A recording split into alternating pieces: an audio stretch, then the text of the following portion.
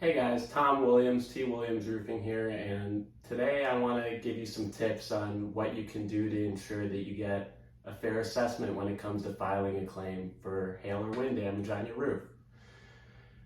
The most important thing from the very beginning when you make that initial phone call to file the claim with your insurance company, make sure that you have a valid date of loss. Whether that's you going outside and seeing the hail come down yourself, or a reputable contractor showing up and letting you know of a date of loss to use when filing a claim.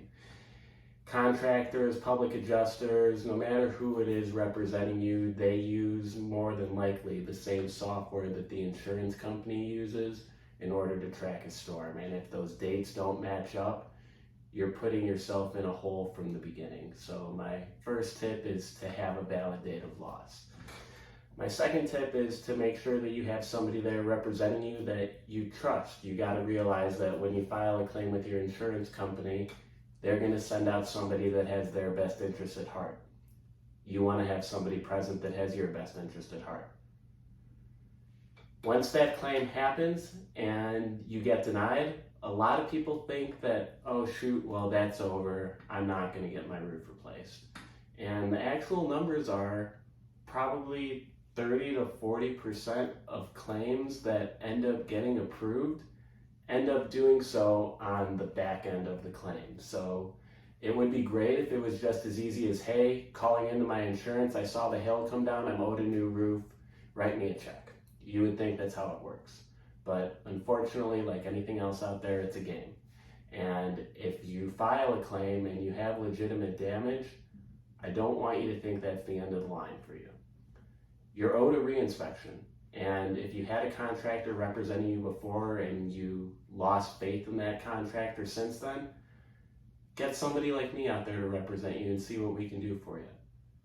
If for whatever reason after that reinspection your insurance company still isn't accepting liability for the damages that are obviously there, well, more than likely they're a big dog that spends a lot of money on advertising like State Farm or Allstate, and they're banking on you just giving up and blaming your contractor and moving on with your day, replacing your roof yourself in a few years out of your own pocket. It's not always what you want to necessarily do, and it's not the end of the line. When you file a claim, you're owed an initial inspection and a reinspection from a new adjuster. If neither of those inspections go your way, there's still a few things that can happen before giving up on your claim.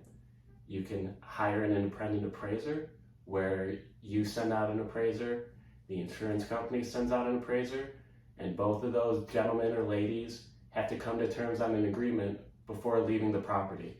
And in the over 1,000 roofs that I've replaced in my career, I've invoked appraisal 3 times now, and I've gone 3 for 3. And every time it's a big insurance company saying there's just not enough damage up there, writing a few $100 repair.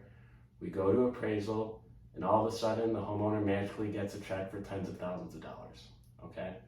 If for whatever reason appraisal didn't work, or your insurance company denied appraisal and said that's not a right outlined in your policy, well, then there's 2 avenues you could take. You could either get a public adjuster, or you could get a law firm. Now, if you're gonna go either of those routes, you need to know it's gonna be a drawn out process. It's going to take anywhere from 6 to 18 months to get your claim settled. But at that point, it's better than nothing, isn't it? So if you find a public adjuster that you know, like, and trust and you think is going to take you to the finish line, that's the avenue that makes the most sense, because they're only going to take anywhere from 10 to maybe 20% of the claim in order to make you whole.